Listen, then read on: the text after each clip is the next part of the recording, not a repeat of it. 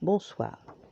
Ce soir, c'est Mamie qui raconte l'histoire des plus petits que soi. Il était une fois dans la vallée un paysan qui avait 3 fils. Jean, le plus jeune, avait bon cœur. Hélas, il était un peu nigaud. Et alors qu'il voulait rendre service, il ne faisait que des bêtises. Du moins, c'est ce que son père pensait. Ainsi, un jour qu'il allait au champ porter un fromage à son père, il rencontra en chemin des mouches affamées.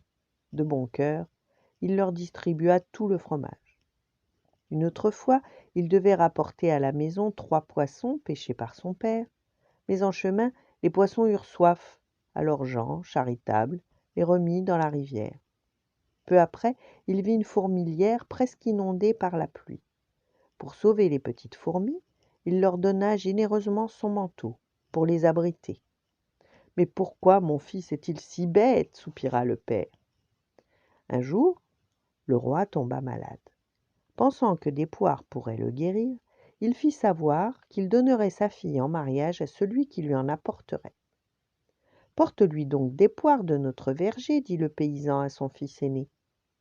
Ce dernier, cachant les poires sous son manteau, partit et croisa en route une vieille femme, qui lui demanda « Que caches-tu sous ton manteau ?»« Des pommes de terre, répondit le garçon. « Alors, pommes de terre tu trouveras, répliqua la vieille d'un air narquois. Arrivé au château, en ouvrant son panier, il ne vit à la place des poires que des pommes de terre, et fut chassé à coups de bâton. Alors le père envoya le second fils porter des poires. En chemin, il vit la même vieille femme qui lui posa la même question.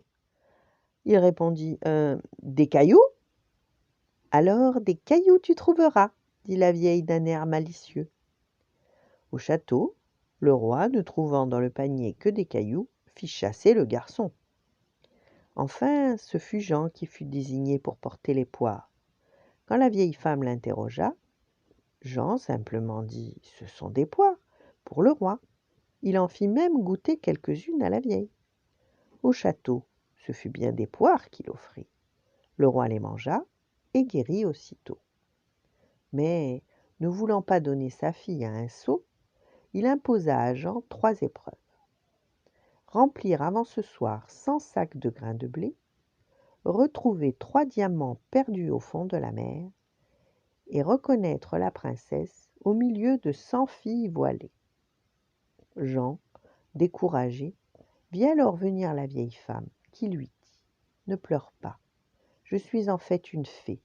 Je connais tes gestes de bonté, même envers les petits animaux, les mouches, les poissons, les fourmis.